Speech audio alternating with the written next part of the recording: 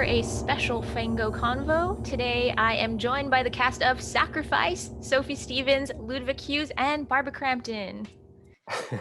Hello. Hey, thanks for coming to hang out today.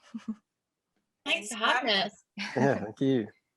So first question for you is, what drew each of you to this particular project? Who wants to take that? Barbara, go ahead. No, Barbara, go on. You take it. Well, Norway, being the leader of Cult. And I had worked with one of the producers before in a film. We were both actors in that, Sean Knopp, and he's one of the producers of the film. So he reached out to me, and I think a lot of people in indie horror get to know one another, and we sort of trade projects and talk to one another, and it feels like a family. And so he just reached out to me and said, this would be a fun role for you. What do you think? So I read the script and I really liked it. And I was pleasantly surprised to go to Norway and meet these two stars of the film. They're actually the stars of the film.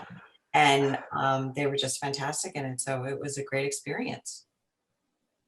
Awesome. All right, Sophie, how about you? What drew you to this project? I would say, I guess, the character of Emma being quite sort of, I've said this a couple of times, but like the human heart of the film. So not necessarily playing too far away from myself, but in a world that's completely different, drew me to the role. And of course, she goes on such a journey. So emotionally, there's just so much in there for an actor that I've not actually had the chance to play before.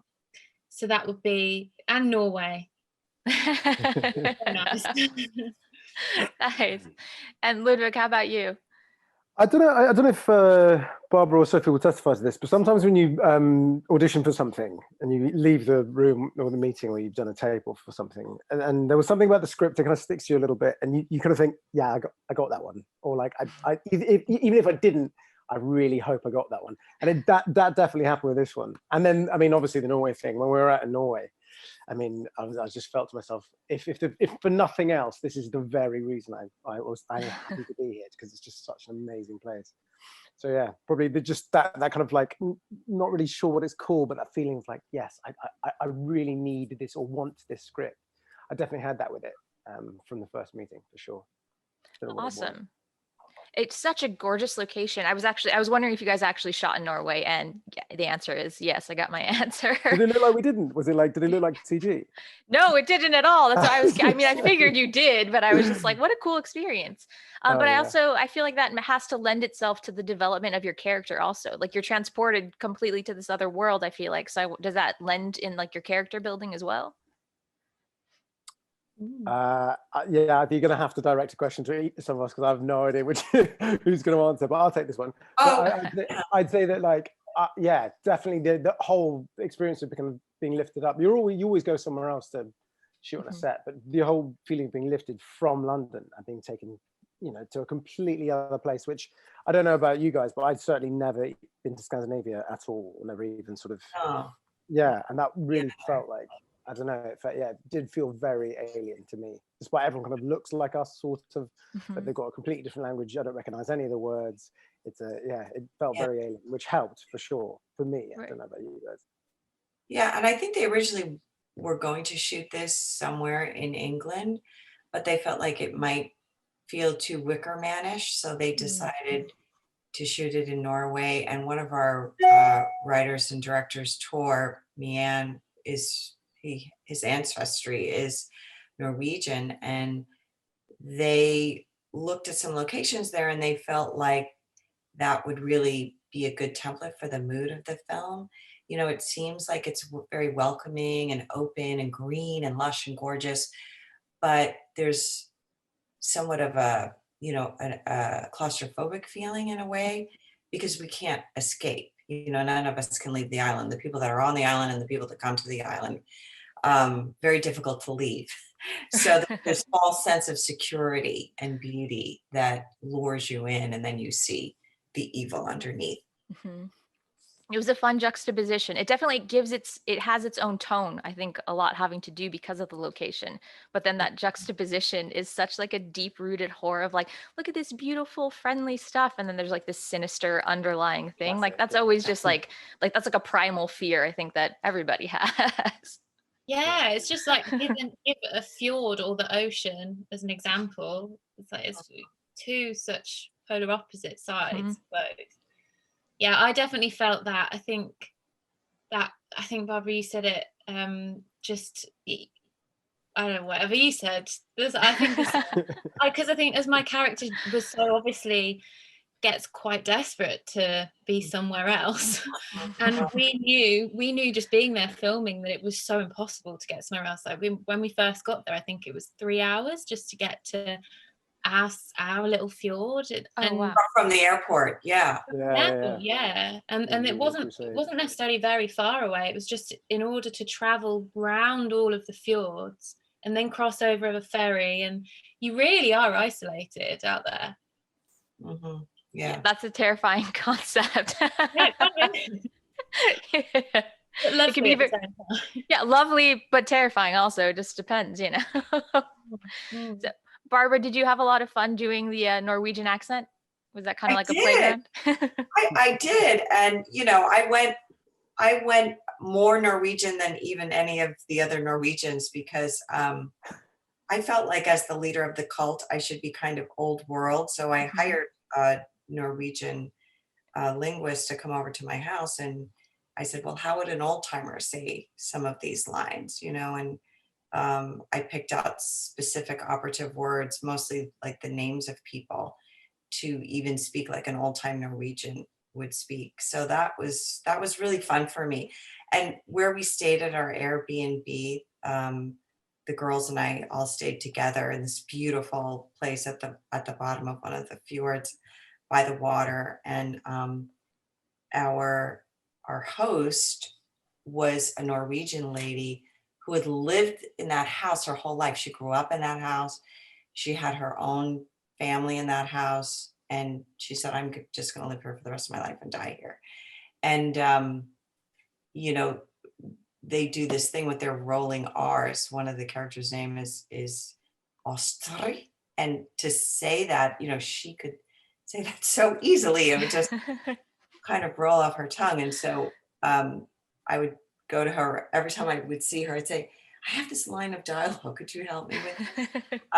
So she was very accommodating. Yeah, it was really fun. It was a good challenge. So she wasn't just your Airbnb host. She was also kind of like a consultant too, you know? Nice. And did you guys have fun doing American accents? All the leads are doing accents in this movie. Yeah. It kind of going off what we just said, it really aids playing around with any character really when you've got an accent, because it's just sort of the first step into a different person, I suppose, is the voice or the body, however actors work. But the voice is, if you've got an accent, work on that first. It really tells you something about the character instantly. So that's really nice to have, actually. Sometimes when I don't have that, I'm like, am I just being myself? Yeah. I definitely noticed there was a feeling of like, when we did our first scenes with Barbara, I did kind of feel, because me and Sophie had done a couple of things before, and then Barbara stepped on set, and I suddenly thought, oh my God, I hope it's okay. I hope my accent's all right. Is Barbara just going to go, I hope you're not doing it like that? I was like, oh no. But she was very sweet. You guys were great. I was terrified. Done American accents before? Or is this your first time? I mean, lots for tapes, because that's all the best work is over there, guys. But yeah, no, I've done it before. Yeah, for sure. And you see a lot of American television, so. I mean, yeah, you'd hope that would give you a perfect American accent, but it's it's intimidating nonetheless to be with, you know, the Queen of Horror on set. It's American, yeah. Yeah, I imagine it's another level of intimidating when you're doing an accent in front of someone who's a native speaker, like doing a Norwegian accent in front of native speaking like Norwegians and then American accent in front of Americans. Like it's like a little added level of pressure. Yeah, and you just have to go with it. You know, you just have to go for it, because you can't let that affect your performance. You just have to believe it in yourself, you know. Yes. That's true. As a native American speaker, English, you guys nailed the accents. I had no idea you guys were British actors at first. No, really, those are great American accents. And then I always wonder, I'm like, I'm just like, are American accents just really, are they easy to do? Is it easy for you guys to do? Because I feel like people really nail them. Yeah, I think a lot of people, I'm not sure if I guess I have heard bad American accents, but I think perhaps it is quite an easy accent to get into because we've heard it so much. And I was around it on the TV growing up all the time, so that it kind of goes in, doesn't it? And I think you know those sounds pretty well, so it's like subconsciously in there already. Yeah, but my other voice, my second voice, is probably American. Your conscience speaks to you in an American accent. All right. Probably, yeah. I yelled at Isaac so many times during this. Like I was like, ooh, like just want to wring his neck, you know? Yeah. But what's really refreshing, a lot of the time I was on the same page as Emma. And it's really cool to have characters in a horror film that are just smart and they look at things and go, what the fuck is happening? Like, and I'm like, thank you. Yes, it's a smart character. And she's like taking action. And then Isaac I was just like, ooh. Was that thing that Sophie said earlier on about seeing something of herself in the character and then kind of the terror of just playing yourself. Now, I think when you're playing someone like Isaac, the terror of playing yourself is kind of real because you're like, if I'm doing this right, if I'm doing this well, I'm just a really horrid person. But I think it's also the kind of thing where, like, I guess you can't really do it unless you empathize with the character you're playing, right? You've got to feel that they have a reason for doing the things they're doing or whatever. And then when I was talking about this kind of very thing with the directors, Tor and Andy, and they were saying, they were basically saying that you're a mark for a cult. So you're kind of quite naive. Your life hasn't really turned out the way you wanted it to, you know, this, that, and the other. And I thought, God, is that me? Is that why I'm here? Am I the perfect mark for a cult? But I think just, you know, you empathize. And that's kind of hopefully what makes him so hateful, because you maybe see something human in him as well. But then, Sophie, I imagine it was easy to be this, I don't know, heroine. Tell us. Yeah, exactly. Because that was the part that was, I suppose, close to the majority of the audience, I imagine, like more sort of the mainstream response to things. And I was, totally oblivious to the situation, I suppose. Emma, not I was well aware. You were onto it. I was. So was she, to be fair. Yes. But I agree with you. I liked the fact that she was strong and that she actually did stand her ground instead of sort of watching a character that is being so manipulated and so oblivious. It can be a bit like, come on. Right. Whereas I think with Emma, you get both. Yeah. You didn't come off as a victim at all. You know? Not at all. You came off very strong. Yeah. You weren't like the victim of your circumstances. You were actively trying to change the narrative. Yeah, which was what was great about the script. And obviously with, you know, the ending and things that take place eventually, you know, it's like, okay.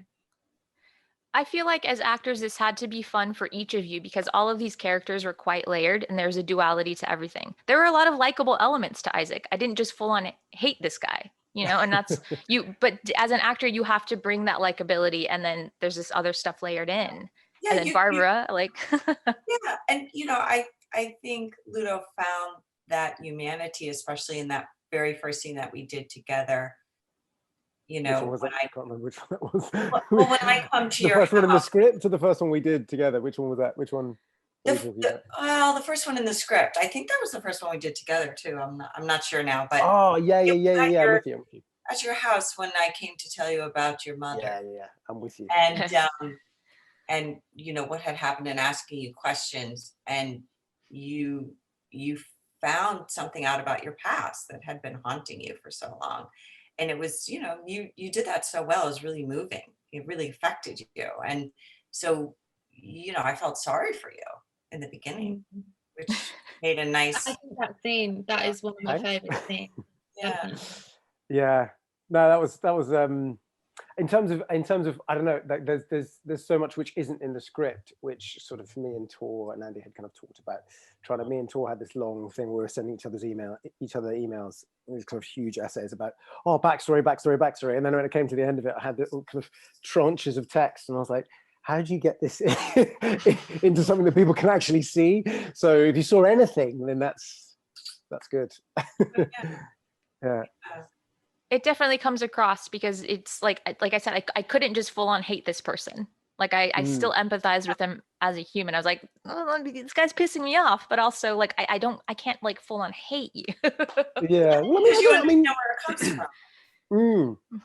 And I feel like the thing you said about there's a likability to certain aspects of it. I don't know if every character has to be totally likable, but I feel you have to see their kind of pathway mentally as to why they would do something. Because even the most evil characters have to have a justification for the things that they do. Anybody can justify themselves. I don't think anybody in life thinks that they're a bad person.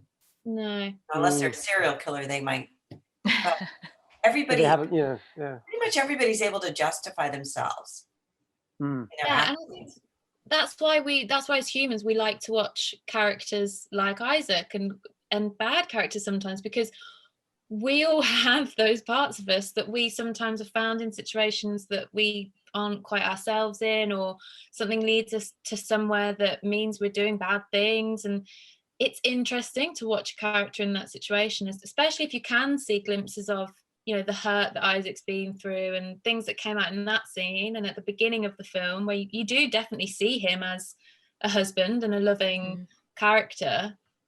That's interesting because then you completely lose him. So it's gripping, I think. Or you completely lose him. I think that's you're speaking from your perspective. But that was But it was also the kind of thing. There's another thing to mention here. It's like, and then this isn't just me being sort of sycophantic or whatever, but and Barbara mentioned it in an earlier thing she did with another publication. She said that you can't do any of this or create any of this stuff without like rocking scene partners, you know, like you can't. I couldn't, like, having Sophie next to me on the sofa when I'm doing that scene, and then later on the kind of dinner scenes we're sat across the table. Like, I mean, come on, like she's awesome. Like, Sophie, you're awesome, and like to do any of this stuff without that, it's just like you can't. Yeah, exactly. Yeah, right. Because it's like, I don't know. You're the only thing you're reacting to is her reaction to you. So it's just kind of feedback. But it's, you know, she's just. Yeah, I feel like that. I feel like, you know, there's. I mean, I don't know if I'm saying a spoiler, you know, because are we allowed to? Just come out. I don't. Whatever. I'm saying whatever I want. But, like, you know, there's this monster that's looming, but where is the monster? You know, the monster is really in us, and that's why this movie is more of a character piece than anything, and it only works on the strength of the performances. And I have said this before.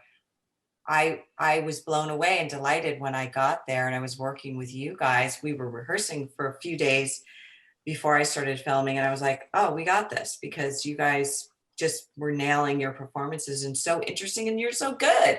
And you don't find that all the time with everybody. I mean, you know, when you show up on set, you're like, I don't know if this actor's really giving me much, or I have to make it up in my mind, you know, what they're giving me to be able to respond to what I'm really not getting. But yeah, like you're saying, I got so much from the both of you too, that it almost seems it's easier. It's easier to act when you're acting with good team partners. Totally. Likewise for me as well. And it definitely, I think this film is all the better for that, because it's so character driven. Yeah. I love that so much. And you guys really did all just bring it. Even just things like subtext, or like that dinner scene that you mentioned, that was so uncomfortable, and it has nothing to do with like the dialogue or anything. It's not that there's anything being said. It's just like your reactions to one another, and it's just like, oh God, this is just like, I feel like, ooh, so uncomfortable right now. And that was all performance to do. It's very fun. That was genuinely one of the best nights I think we had. That was fab. Like, really just weird stuff happening. And then obviously, like, there are different types of actors, right? Some are very, very serious and very kind of in the role and all the rest of it, and others who kind of mess around loads. And luckily there was a kind of mix, and like some people were happy to be light and silly and stuff. So there was some kind of corpsing going on, like laughing out of place and stuff. But that scene just ended up being, I don't know, it was awesome. It was so good, so much fun to shoot. Just because it is so weird, everything's weird about it, and then you're like, obviously this isn't a real situation. This is weird. It's weird. It's weird, and it was just that added to it fully. It was great. It was a very long scene as well. We had a few long scenes in this. I know. And I don't see that very often when I read scripts. It's the scenes are getting shorter and shorter. Maybe that's our attention span, or that's the way people are writing scenes, or we just don't get that opportunity as an actor very often to really have a long scene like that. And it's way more dramatic, isn't it? What's that? It's just way more dramatic and closer to real life as well, because the pauses and the silences in life are where the interesting information is. Yeah. It's where it all goes on, so when you've got that and you can kind of have a little patience and include that, I think makes for better scenes and then a better story overall, sort of easier to tell the story. For sure. Yeah. I'm glad they did not cut that scene down for the final edit, because I think it really did allow you each this room to play with it, and that energy just builds up, and it just is weird for a lot of different reasons, and it just keeps going, and it's just like, ooh, this is awkward. Yeah, this is uncomfortable. I don't know if they cut any of the scenes, to be fair. And I was watching it, I watched a rough cut a while back, but I was watching it thinking, I don't really know how much ended up on the editing room floor here. This looks like pretty much everything we did, which made me kind of feel quite good about myself, then kind of like worried, like, oh my God, what have they left in there? Oh no. Yeah, I know, it's like the two, like, cool in there. Yeah, I've seen a lot of rough cuts, and I've seen iterations of, movies being cut down, and in the final movie that scene wasn't cut down at all. There was nothing that was cut from that scene. So that speaks well. So glad for that. This is not a spoiler because it's in the trailer, but that scene where you're shooting half submerged in the water, how was that, being like standing in the water, and how long did that take to do that scene? I think I had it worse than Barbara, to be fair. Only because I had to come in and out, got the wind chill. She was in the whole time. And I don't know. I mean, I think you had a wetsuit on. I don't know. Is that spoiler? Yeah, we all had wetsuits on, and we only had to be in, up to our waist. It was still cold. We could still feel that. But you guys were also in the studio, and you had to be, Ludo, you had to be submerged in the water fully. And that was for that baptism scene, that was a very long day. It was cold. That's why we loved the dinner scene so much, because we were warm and cozy and that's another reason. Because we shot a lot of scenes outside, and it was really cold at that time. Yeah, when you have to struggle with certain elements, you definitely. I mean, I think I had two sense of humor failures on the shoot. One of them was it was a cold night shoot, and another one was in the water tank, which was outside of London. They had this huge tank of water that you have to get into, and then they kind of put weights around your waist, and then like let you sink. And yeah, exactly right. So you're like, there are divers somewhere. They'll get you. So don't worry. And you're like, you have like a signal. Yeah, you have a signal and stuff. They give you like a 5-second like tutorial about what to do, and like, I'm joking. I felt safe, but I definitely your ears in the water. I threw my toys at the pram for real. Sense of humor failure, but but it was worth it. I feel like you see amazing shots. These incredible like weird Lovecraftian monster shots, which are great. Yeah. Those underwater shots were gorgeous and like so nightmarish, and they really added to just the whole ambiance of everything. But yeah, underwater shots were like yeah, it's really cool. And now I know how they do it. I'm like, when I see it in films, I'm like, I know what they did there. They went to Basildon and trying to find a water tank. Sophie, how was it acting with that big old pregnant belly? Aside from when we were in 39-degree heat in London, that was sweaty. A little uncomfortable, but it's really light in weight to wear, surprisingly. It's just foam basically. So it was fine. You just get used to sort of getting onto set, getting it on, then putting your costume on, and it just becomes, you just get used to it. I got so used to it. By the end I was like, where's it gone? It feels natural. It would feel funny to act without it. Yeah. But not yet in real life. It's fine for now. You don't just like wear it around the house sometimes because you got used to it. I don't have it anymore. Oh no. It's been sort of a running theme that I play pregnant, so I don't know what that says about me. You're but glowing, ever glowing. Yeah, maternal, something like that. But yeah, you get different types of bumps made of different things sometimes, but that one in particular was really comfy, and light. So yeah, can't complain. That's a big compliment to the team that made that then. If you've had to wear several rigs and you're like, this was a particularly comfortable. Yeah, shout out to the bump. Yeah. Shout out to the bump team. Yeah. Nice. Also, those cloaks were gorgeous. Those were amazing. Yeah, they had those specially made for the movie, and they were made of very thick, canvas-like material almost, like tent material or something. Yeah, they definitely had weight to them, and it helped when we went into the water that they just didn't float up, Yeah, they were cool. We enjoyed wearing those. I think it gave a nice visual. No, it was gorgeous. Yeah. And if I was going to join a cult, I mean, that's a selling point on that one. I was like, you guys have really cool clothes. So these look very badass. I'll consider joining. Do you guys have any other fun anecdotes you'd like to share from set? Something that Sophie said about that day she was wearing the bump it was in Tottenham in North London, and we'd converted a warehouse to I hope this doesn't ruin the magic, but it was quite magical being there and seeing them do it. But they converted this warehouse to the house that you see in Norway. And then when we got to Norway, it was quite clear. Apparently, they'd done an amazing job just seeing the kind of. It just looked exactly the same.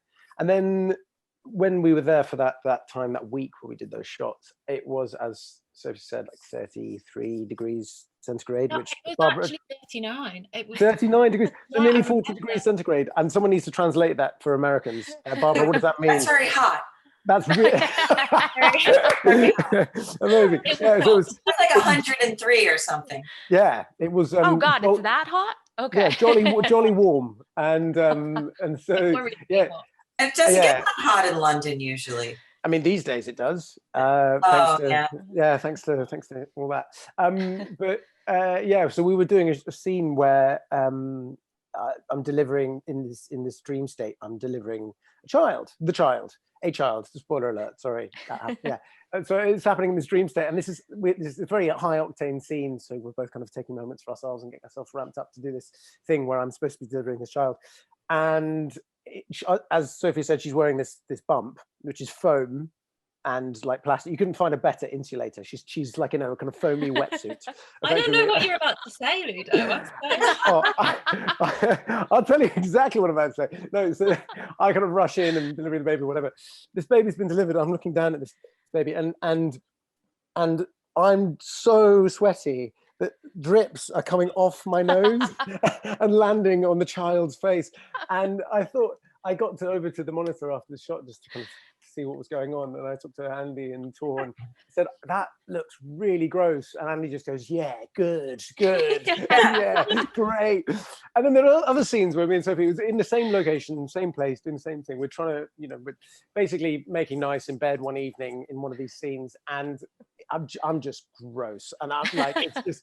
And Hannah, who was our amazing makeup and costume and stuff, she kind of had to come over and like, kind of sanitary towels in my armpits, and just like, I mean, I probably shouldn't have said that, but that kind of stuff. It was so hot. That's the thing when you're working with weather. I mean, I've worked in hot weather and cold weather.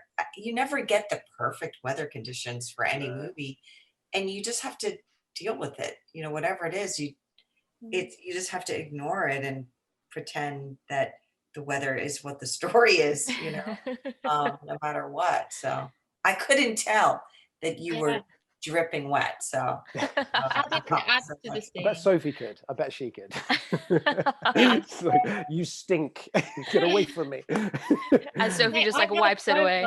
Yeah. A real baby, because I wasn't on the set for that. Was that a real baby or a fake baby? It It was a fake baby? We made Yeah, it real. Really, really good. It Really was good. animatronic.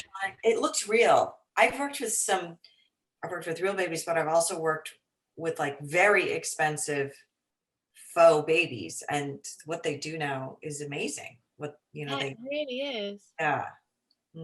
It kind of looks real. When you moved it quickly, it kind of moved like it was intense. Yeah. Ooh. I'm glad that you weren't dripping sweat onto an actual baby though. Like that's As a mother, that's what I was wondering. They're not forming memories. They're not going to remember. That's why Barbara asked. She's like, by the way, was that an actual human child that you were just dripping your sweat onto? If I was that child's mother, I would be going, oh no, that's the end of my child's acting career. You'd be yelling cut from off of the side of it. No, cut. That is enough. That is enough of that. But actually, big shout out, to be fair, to the art department and I don't know what you call it, the art and design department, who did all of these tricks to make all the, animatronics and things like that just seem so real and be from like a horror, one of horror's kind of bygone eras. Like Evil Dead-esque with these like crazy, like that was awesome. I thought I was really impressed. Sometimes scenes I wasn't even doing, just watching them do it, kind of thing like that's really cool. Yeah, that's fun. That's so much fun. And there's one more thing. I'm sorry. But that's the point of it. One more thing was when there's a scene where me and Sophie are supposed to, I'm going to spoil something again, but me and Sophie are supposed to be kissing, and blood comes out of my mouth. And there was a tube in my mouth for this blood to come out of. It wasn't, because it had to be quite a lot, more than a mouthful. Gushing. And gushing. And so there's this tube in my mouth, and I've got to kind of make sure that the camera can't see it whilst I'm kind of making out with Sophie. And then also trying not to laugh, because Mike, our guy, who's making this effect work, is lying on the floor in eye shot. I can see him. If I open one eye, I can see him while I'm kissing Sophie, and I'm trying not to laugh, which did happen many times. And that's a nightmare as well, because the shot's ruined and we're both covered. So Hannah had to come in, but I can see him, and he's got a syringe, which he's like multiple syringes he's filling up and then pushing it into a tube that's coming out of my mouth. So you just is. And then we're trying not to die by having all this stuff. And then when one syringe finishes, loads of air comes out of my mouth, so it's like farting between my lips. It's just gross. And so her disgust in this shot is very real. Like there's no acting going on there. It's like not legit. just sweat as well. Had you guys ever done a horror movie before? I listened to Barbara. She's just like, guys, this is standard. This is usual stuff. Yeah, Barbara, like that's a typical Tuesday for me. Yeah, literally. Yeah, but yeah, no. I mean, I have lots more stories, but I want to hear a story from Barbara. What was your most? Come on, let's have one, Barbara. I don't know. It was a really dull shoot. Put me on the spot. I'm trying to think. I don't know. Sophie. What I think one of mine would be sort of like away from set, actually, when we were in Norway. My favorite night was because we were all just staying, so we had sort of a camera department house, we had an actress's house, we had the main set, and we had sound house, so all these Norwegian cute houses dotted around the fjord, and it was just us. So the locals had sort of Airbnb the houses to us, and it was just sort of like our fjord.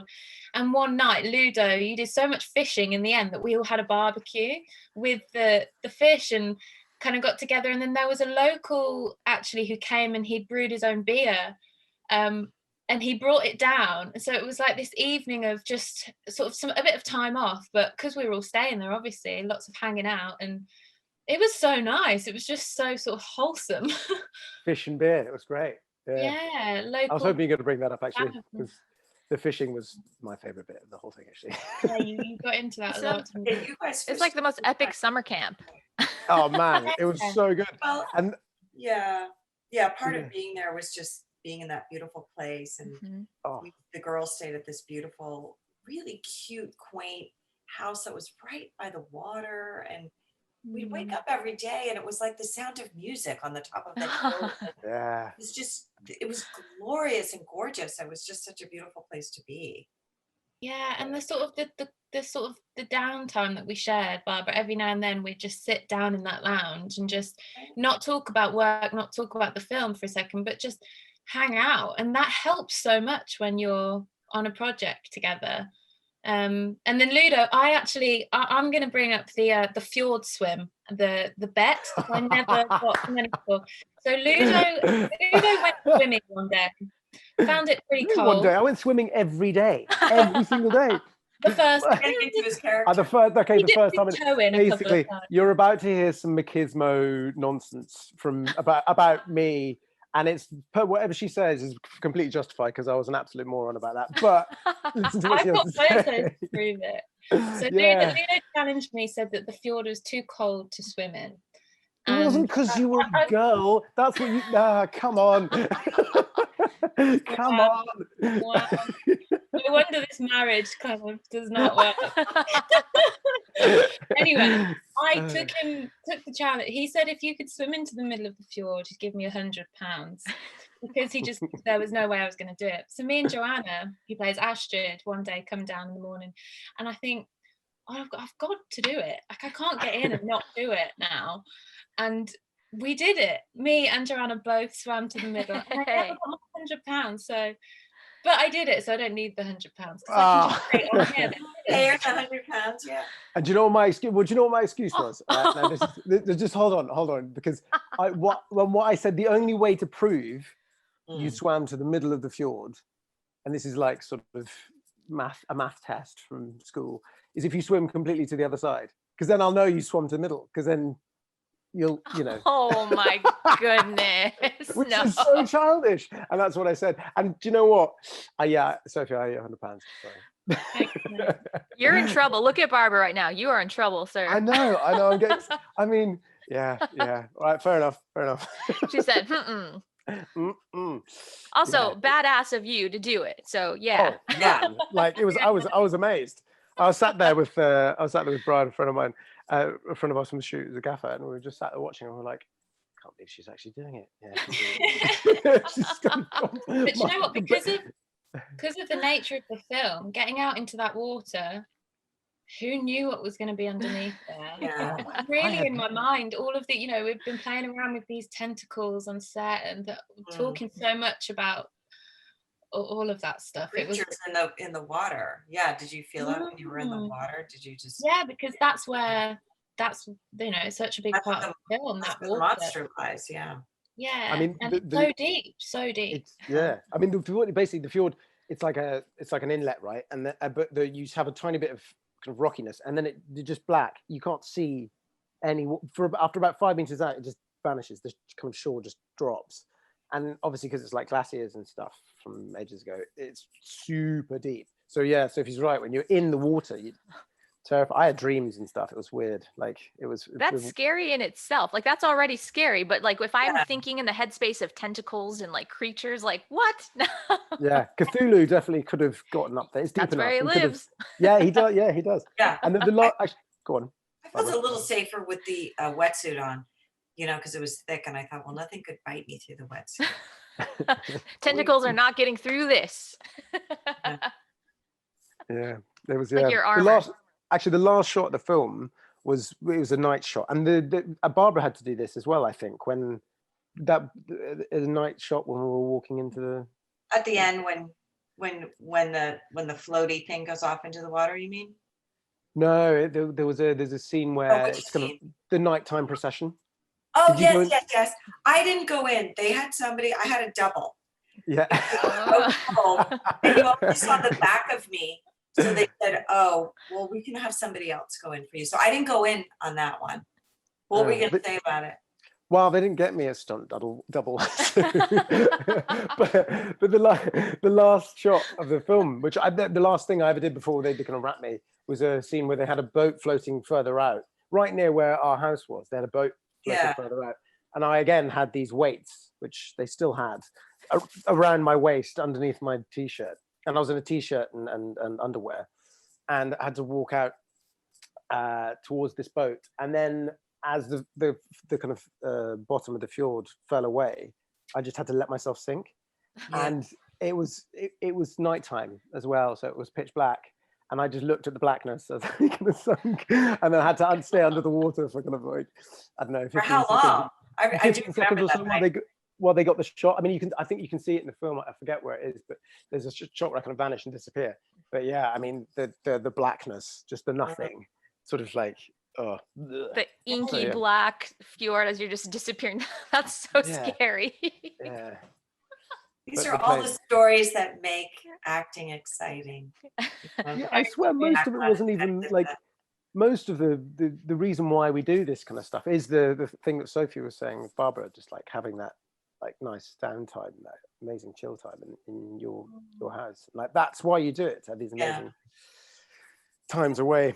And Yeah, it's fun. I mean, I like to tell stories about the human condition, and I like to investigate a character and understand why they do the things they do and the justifications and things like that. But you know, when you're working on movies, it's the greatest job in the world because you make so many friends and you just make connections with people, and that's what's really fulfilling, I think, at the end of the day, when you look back and you say, oh, I worked on that movie with those people and they played those roles and they were so great in them. And you know, you guys are in that camp for me for sure. You know, I have very fond memories of being there with you all.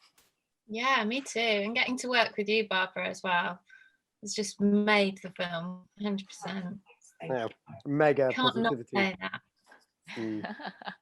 Yeah, it was ridiculous. It was actually this one moment when I was having a bit of a kind of sense of humor failure, and Barbara just said, I think you got the car next to me, and I was like, I was like being grumpy. You got the car next to me, and you were just like utterly positive about everything, and I just went, oh yeah, good. You just kind of completely changed my mind about it. It was amazing. It was amazing. It was powerful. Just all you have to, you know, it's that improvisational, you know, first commandment of yes and okay, this is happening. Yeah, and what do we do with this? You know, instead of closing in, you have to expand and accept everything. It's powerful. I really got that from you, Barbara. Wow, when we were doing night shoots, and I really struggle with night shoots sometimes because I need my sleep. That's just how I function. Yeah, I was so inspired by you, Barbara. Like every time I thought, oh, I'm gonna say I'm tired again in a minute, it's gonna come out of my mouth, I'd look at Barbara and she's just getting on with it. I thought, right, I can't say that now. Sunshine machine. Yeah. I remember when I was in college and one of my professors said, when do you think your best acting comes? And it was a trick question because I was doing theater at the time. I hadn't worked on any films or anything. And for me, I was thinking, well, I guess it's, you know, 7 or 8 p.m. at night when the play is performing. And that's when the best time to perform is. That's when you're at your best. And I thought I answered that perfectly. And he said, no, the best time to perform is every single time they need you, whenever it is. So, you know, I was very struck by the very first time I had to do a night shoot. I didn't even know it was a night shoot. My call time was 6 o'clock. And it was for this, you know, sort of teen sex comedy horror movie, Chopping Mall. And it takes place in the mall. And I thought, well, that's interesting. My call time is 6 o'clock. Oh, I must just have a couple of scenes and then that's going to be it. And then I got there and they said, no, we're shooting this film. It's at all the nights. It's a night shoot because the mall is open during the day. So this is the only time we have the mall. And I was like, oh my God. So tomorrow I'm coming in at 6 and the next day I'm coming in at 6 and the next day, and the whole movie was a night shoot. And I remembered what my professor had said to me. And I just used that and I've never forgotten it because, and especially with horror movies, we're shooting in the dark a lot, you know, when you want to scare people, we use a lot of the nighttime exteriors, or, you know, and so you just have to go with that. And yeah, you just, your body gets used to it. And, you know, it's your mind. You have to trick your mind and say, this is when I'm living in this experience right now. And like you said, you just have to go with it. You know, that's it. Barbara, have you considered self-help books as an alternative career path? Because I'm inspired. I'm legit inspired. I was literally just looking at you, just kind of smiling to myself, like inner sunshine. I'm like, close your jaw. I was like, wow. And I'm like, I'm not even an actor, but I feel inspired as shit to just apply this to like everything that I do, you know? That was awesome. True. Awesome. I think there are things up, you know, because we're telling stories about people. You know, there's special effects and things happening in this film, but we're telling a story about people. So you have to use psychology, and you have to understand the things that you do, and you have to apply the things that you learn in life to acting. I mean, you know, you have to learn about sensibilities of people, and honor and trust, and acceptance and things like that. Because mostly what I feel like in telling stories, and especially in horror, is that our stories are about empathy. You know, so they're about understanding who we are and being okay with that, because mostly we're flawed. So how do we work with that in a positive way? So I do use a lot of psychology when I'm working. Yeah, that really nicely links with what we said earlier about the reason why we are drawn to movies, especially horror movies, because we're all human, and it's so complex. So as an actor, you need to, that makes a lot of sense. That's you need to illustrate what it's like to be an active human, you know, because people watch films, and most of us have so many thoughts about things that we don't say to other people. How many private thoughts do we have while we're interacting with people? And when you're watching a film, you really get to see those inner thoughts acted out. And we need that, because, and I've said this before, film and telling stories reminds us who we are. And we all need reminders. And hopefully we're getting reminders for the good parts of who we are, and who we really want to be, and who we aim to be. But you have to look at the flaws of people, and you have to understand the justifications for why people do the things they do, like Ludo's character, you know, especially, because there are reasons that he acts the way he does. You know, he misses his family, and he never got closure on that. And, you know, he feels that there's a loss there. He's something that's empty inside, you know. And me, I'm the head of a cult, and I'm doing terrible things. But how do I justify that? You know, it's like, you know, you have to, don't you? You have to, otherwise you're not going to make it. Yeah, you got to do it, because I have to survive. It's about survival. Yeah. You know, I think for my character in the film, it's just about, you know, I have to do this for the people in my cult, and on the island. I want us all to survive. And I am a reluctant cult member, which I think, you know, if you look at the world, we're all in different cults, the cult of whatever your belief systems are, and whatever you think, you know, religion and political affiliations and things like that. And we've seen that play out, especially in America recently with QAnon and other things. You know, we don't have to get into all that, but, you know, we all know what we're talking about. But those people are hurting inside, and there's some lack, and there's some loss that they feel, and they, you know, there's something that they want to grab onto and believe in, you know, for themselves, and it goes very deep inside. And I felt, you know, that's the same for all of us when we're playing characters. You know, there's some longing, there's some loss, there's some justification there to fill ourselves up, you know, with hopefulness. Yeah, those Capitol people, the people who raided the Capitol building, I think they were all Isaacs. They all wanted the sense of belonging, and, you know, when the idea that they kind of belonged behind was being taken away, they, you know, acted outrageously, which is exactly what happens in the film with Isaac, you know, his wife, who is his everything. And then it's like, there's something that can offer him more belonging. And we all want to have meaning to our lives, you know, and we want to feel like we belong. And if we feel like we belong to something that's greater than ourselves, then that makes the world make sense to us. Indeed. Yeah.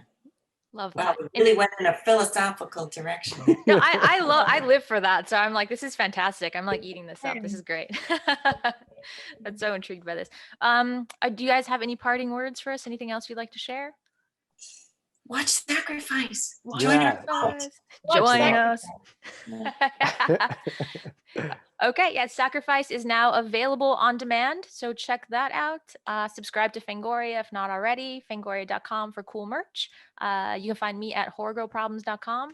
Thank you guys all. This was really this was amazing. I had such a blast with this. And I love to see you guys just interacting with each other. Like for me, that's like such a joy to see like these relationships that have built. And Barbara, like you were talking about, and you create these friendships with people. And I love to get to have the opportunity to like witness that. Just really cool. Thank you. Thank you very much for having us. Thank you Absolutely. very much. It's been a Sleep joy. well. See you guys. Sleep Yeah. well. Everyone go check out Sacrifice. Dream well and sleep well. Okay. Dream well and well. sleep well. That's it. Dream well. Goodbye. Bye. Bye.